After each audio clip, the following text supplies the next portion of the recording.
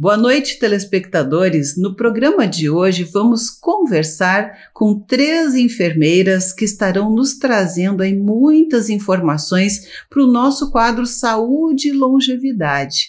Né? Nós vamos apresentando já aí a enfermeira Kátia Rosa Zilke, que é gerente de enfermagem lá da Santa Casa de Pelotas. Junto com ela aí também está a enfermeira Sabrina de Matos Teixeira, que é coordenadora de serviços assistenciais da Santa Casa de Pelotas.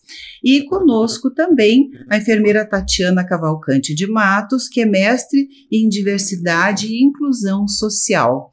E nós já nos apresentamos aqui nos bastidores, né? Eu quero dizer a vocês que agradeço já antecipadamente aí, né, estarem conosco. Agradeço também ao nosso apoiador aí, né, as toalhas higienizadoras PED, que nos dá um apoio aí para nossa produção. E então, né, gurias, muito bom recebê-las conosco hoje. Tudo bem com vocês? Tudo bem. Tudo bem. A gente agradece o convite também, pela oportunidade de estar aqui conversando um pouquinho, né? É sempre bom, né, conversar com colegas da área da saúde, e eu também sou apaixonada como vocês, né, por essa área em cuidar das pessoas, em fazer o melhor por elas. Mas eu gostaria, assim, primeiramente saber um pouquinho, né, sobre o que é a Santa Casa de Pelotas, não é?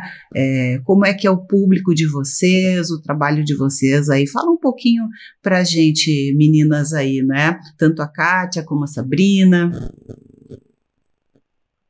Então, a Santa Casa é o maior hospital aqui da nossa região, né? É um dos hospitais mais antigos do estado. Hoje nós temos 209 leitos para prestar atendimento à comunidade, né? Atendemos, somos referência para 21 municípios aqui da região e somos referência em várias especialidades. Temos pronto atendimento de traumatologia, temos 3 UTIs, né? 3 UTIs? 3 UTIs. Atendendo 21 municípios, né? É necessário. A gente tem uma UTI cardiológica com 7 leitos, que está para ampliar para 10 leitos, né? E mais 2 UTIs para atender pacientes com psicologia. É um hospital bastante grande, realmente. Sim. E o serviço da coordenação da enfermagem, então eu estou gerente de enfermagem há 5 anos, e nós organizamos o serviço de enfermagem com a gerência e 3 coordenações, porque a gente tem alguns serviços administrativos organizados pelos enfermeiros, né?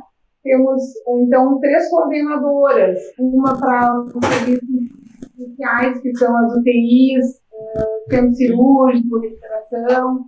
A Sabrina faz parte da coordenação dos serviços assistenciais. A gente fez um modelo diferente aqui no hospital, que a enfermagem trabalha junto conosco sob a coordenação da enfermagem, serviço social, psicologia, fisioterapia, né? Serviços de gestão também envolvidos com a enfermagem, como gerência de risco, PH. Então, são serviços que estão vinculados comigo. E a outra coordenação de serviços externos, né? Serviços de apoio, dos ambulatórios, serviços de oncologia, né? Eu queria falar da parte da Sabrina, que a gente achou interessante, que eu acho que é um modelo que agregou muito para nós, e a gente ter conosco o serviço social de psicologia e fisioterapia, que são serviços de apoio, que estão diretamente ligados conosco, né? E que geralmente tinham gestões separadas. Isso foi uma experiência muito positiva, principalmente na época do Covid, né? A gente podia trabalhar mais com a equipe multi, desenvolver protocolos com a equipe multi, né? Sim, é verdade. Isso antes era separado, né, Sabrina? Era vinculado direto com o diretor técnico, né? E agora tem esse compartilhamento, eu digo, né, de experiência. Faz parte da coordenação de vocês. da coordenação da enfermagem. Positivo, assim, porque positivo tem sido. Sim, porque nada melhor do que a própria enfermagem para interagir com esses profissionais, porque o diretor técnico, eu creio que, como o nome diz, já é mais da parte técnica mesmo, né? E esse envolvimento com a equipe multidisciplinar é uma coisa que tem que ter uma coordenação, que são tantos profissionais, né, dentro da própria área, todos envolvidos no mesmo objetivo, né, que é o atendimento ao paciente. Então agrega e soma, né, da gente poder estar compartilhando e planejando as ações juntos, né? Na realidade, é o técnico, na realidade, a enfermagem que está 24 horas com o paciente, né? E nada melhor que tu escutar a equipe, né? Escutar o técnico de enfermagem, porque eles vão te dar dicas, né? O que fica melhor para o trabalho deles, né? Para poder adaptar, não tem nada melhor do que isso, né? Então, é escutar, fazer a escuta da equipe, né? Para trabalhar melhor, né? Em conjunto. Então, hoje... escutar eles, não, talvez ficaria melhor assim, para nós fica melhor assim, não ter tal coisa ou fazer tal coisa, né? Então, nada melhor do que a equipe, a gente escutar, fazer essa escuta, né, deles. Como a imagem fica, como tu disse, né, fica 24 horas, acaba sendo uma referência das demais equipes. Então, ter esse alinhamento, né, isso é muito bom, assim, funciona melhor, né, a dinâmica de trabalho. Legal. Porque, assim, antes não se tinham outras coisas também, como, por exemplo, os protocolos, a padronização dos atendimentos, padronização até de medicamentos, de equipamentos, procedimentos, né? Eu creio que tudo isso foi desenvolvido ao longo do tempo e acabou somando para que pudesse ter uma organização maravilhosa como essa que vocês têm aí, e se tem em outros hospitais também, não é? Sim, é um trabalho contínuo, né? A gente está sempre aprimorando e tentando melhorar e mudar os processos, desenvolvendo os processos de trabalho, se atualizando, né? Uma coisa que a gente sentiu muito aqui, desde o início da pandemia, foi a questão da rotatividade, né? O nosso turnover aumentou consideravelmente pela também oferta de vagas que se teve no mercado, né? O aumento dos leitos. E, então, a gente sentiu a necessidade de aprimorar mais os processos de trabalho, trabalhar mais isso aí com as equipes e aumentar o número de treinamentos. Então, a questão da educação em serviço, a gente intensificou muito isso aí aqui no hospital para a gente poder ter mais qualidade e segurança com a quantidade de funcionário novo e a rotatividade que a gente tem tido, né? Pois é, e nada melhor para um bom serviço do que treinar, treinar e treinar, não é? Mas, meninas, a gente vai fazer um breve intervalinho e já voltamos, porque eu quero saber, então, a respeito disso aí também, como é que foi que vocês enfrentaram, não é, a pandemia, não é, o enfrentamento ao Covid, como é que foi por aí. Mas nós já voltamos, então, com os nossos telespectadores aqui no nosso Viver Bem. Viver Bem.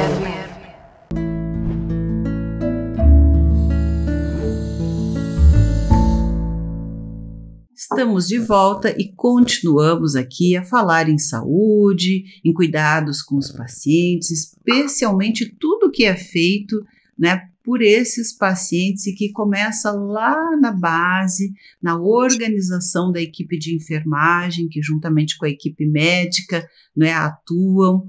Quem está conosco aqui, para quem não pegou desde o comecinho, a enfermeira Kátia Ziuk, que é gerente de enfermagem lá da Santa Casa de Pelotas. Juntamente com ela está a enfermeira Sabrina Teixeira, que é coordenadora de serviços assistenciais lá da Santa Casa também, e a enfermeira doutora Tatiana Matos, que é mestre em diversidade e inclusão social. Falamos aí, né, um pouquinho sobre a Santa Casa, falando da importância da organização da enfermagem e da assistência de equipe multidisciplinar, não é? Das mudanças que houveram aí, né, no sentido de agilizar, modernizar, organizar, né, todo o serviço para se ter os melhores resultados. Mas, meninas, eu gostaria então de falar a respeito de como foi para vocês e o que significou, né, essa pandemia. Como é que foi o enfrentamento, né, a esta pandemia que trouxe assim um aporte muito grande, muito maior, muitas vezes do que a capacidade do próprio hospital, né, para atender tantas pessoas doentes. Isso aí eu acho que foi realmente um grande desafio, né, para o pessoal da enfermagem. Então conta para nós aí como é que foi a experiência e o que, né, restou disso aí, né, pós-pandemia, em termos de conhecimento, né, e aprendizado, enfim. O Covid, né, ele nos ensinou muito, né? Acho que a gente tem a vida antes do Covid e depois do Covid. Em termos de assistência mesmo, a gente teve que reorganizar o hospital como um todo, fluxo, protocolos, né? Como tinha toda a questão de impedimento do familiar vir ao hospital, né? Estar em contato com o seu familiar, a gente teve que desenvolver outros mecanismos para manter esse conforto, né? Porque o ambiente hospitalar ele é um ambiente mais frio, né? Então, a gente, junto com o serviço de psicologia e serviço social, a gente desenvolveu as videochamadas, foi uma forma do familiar estar presente, né? O paciente, isso aí também trazia uma certa tranquilidade para o paciente, né? O internado, o seu familiar. A gente tinha também, em algumas situações que fosse possível, né? Disponibilizava algumas visitas, né? Tudo muito bem analisado, considerando que não houvesse risco tanto para o familiar quanto para o paciente, né? O Covid, ele trouxe uma série de restrições. Então, a gente teve que se moldar e achar outros mecanismos, né? E outras estratégias para esse paciente estar mais acolhido, né? Estar mais próximo da sua família, enfim. E, além disso, também a gente tinha, né, caso por outro lado, a questão dos funcionários, né? A preocupação com a nossa equipe foi... nós, todos os profissionais da saúde, a gente sofreu muito também, né? Sim, muitas vidas se perderam também entre os profissionais, né? Medo. Lá no início, não se tinha conhecimento, né, tanto sobre o vírus, e nós estávamos na linha de frente sem estarmos protegidos, né? Enquanto as pessoas estavam em casa, nós estávamos vindo todo dia com a preocupação dos nossos filhos, dos nossos pais, irmãos, enfim. E essas questões, elas nos preocupavam como emocionalmente a gente ia se manter equilibrado para poder cuidar do nosso paciente, né? Nos preocupava as pessoas da nossa equipe que não queriam voltar para casa, né? Para não colocar em risco. Então, a gente tentou disponibilizar um local para que as pessoas pudessem ficar, né, longe das suas famílias, para proteger e para se sentirem mais confortáveis, para estarem aqui trabalhando, né? Também a questão do apoio psicológico com os funcionários, né? Então, eu acredito que todos nós éramos umas pessoas antes e agora mudamos, né? Somos outras pós-pandemia, né? Pelo sofrimento, por tudo que enfrentamos e que tentamos organizar, né? Da melhor maneira possível, pensando na comunidade. A gente recebeu paciente de vários lugares do estado, né? E longe dos seus familiares, como a Sabrina colocou, e essa questão nos trazia uma responsabilidade muito maior, né? Porque muitas vezes o familiar não conseguia vir junto, então a responsabilidade do paciente era totalmente nossa. Uhum. como a gente poderia oferecer o melhor cuidado, né? A qualidade do cuidado, a segurança do cuidado, né? Com alguns funcionários que, na maioria das instituições, eles não estavam preparados para atender pacientes com toda essa gravidade, né? Mas eles se formaram, e a gente fala assim, que a equipe da UTI, a gente viu assim, foi uma equipe da UTI Covid que ela tinha tanta vontade, né? Ela tinha tanta vontade de acertar e de atender da melhor maneira possível, que ela foi uma equipe que se formou tão rápido, se qualificou tão rápido, com tanta segurança, que a gente não teve registro por um bom tempo de nenhum funcionário positivo na UTI Covid. Olha só. No final da pandemia que eles começaram a positivar, porque eles tinham muito cuidado entre eles, com os pacientes. Sim. Então foi um resultado bem positivo assim, para a gente. Olha, eu posso dizer aqui sem nenhuma sombra de dúvida, né, que vocês, né, os profissionais da enfermagem, assim como médicos e todos os outros profissionais envolvidos, foram e são verdadeiros heróis, porque tinha que ter muita coragem para estar ali em meio a tanta gente contaminada, sabendo que poderia ser contaminado, né, embora ali não foram, né, mas poderiam, assim como muitos foram, e perder sua vida, deixar filhos, pais, familiares, enfim, né. Então, realmente foi preciso, assim, muita coragem, muito amor, né, pelos outros que foi despendido, e isso foi uma coisa maravilhosa, né, essa solidariedade, agilidade, esse realmente enfrentamento, né, com muita coragem aí nessa batalha. Então, eu quero, assim, exaltar essa profissão de vocês ali, né, no corpo a corpo com os pacientes e dizer que realmente o trabalho, né, que vocês exerceram foi fantástico. E eu tenho certeza que também a enfermeira Sabrina aí, né, deve ter sido convocada, né, já que estavam como é que é, o pessoal em home office ali, né, das escolas, das aulas, acho que a Sabrina deve ter sido chamada lá, né, também para atender aí na pandemia, Sabrina. Não te convocaram também os... Eu estava nos bastidores. Eu me envolvi muito com a questão de fluxos, né, as pessoas olham muito a assistência ali, o atendimento em si do paciente, né, mas por trás daquilo ali, tem muita gente trabalhando para que a assistência seja de qualidade segura, né? Então, me envolvi muito com a questão, junto com a nossa vigilância aqui do município, a organização, né? Para manter a segurança de todos. Enfim, tem toda uma parte burocrática, né? Que não é muito colocada, assim, né? Existe, que é preciso. Então, isso tomou bastante tempo também nosso. Não foi... Claro que a linha de frente foi nem tinha que falar, né? Mas por trás também tem muita gente que arregaçou as mangas e deu o seu melhor. Assim. Com certeza, de todas as formas, né? E agora na realidade, a gente estava trabalhando no escuro, né? Porque eu tenho que confessar aqui que eu falei com a Sabrina, mas também me referindo à Tatiana, né? A questão do home office ali, das aulas, né?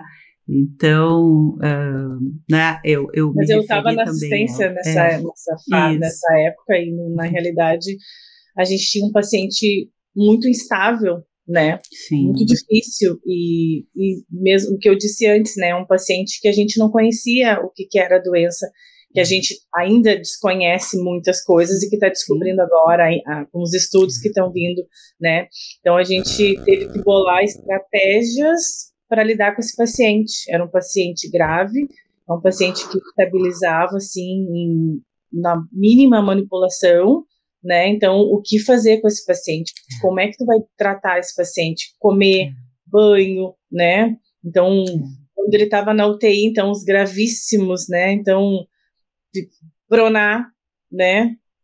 Tirar da prona, né? Então, e fazer higiene neles, né? Então, a mínima manipulação de colocar um eletrodo, ele estabilizava, né?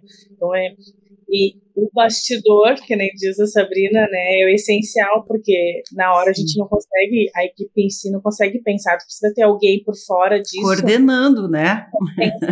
Alguém tem que ter a cabeça fria ali para dizer, ó, né, para cá, para lá, sim. Providenciar material que facilite a assistência, né, reorganizar, se teve que reorganizar a assistência.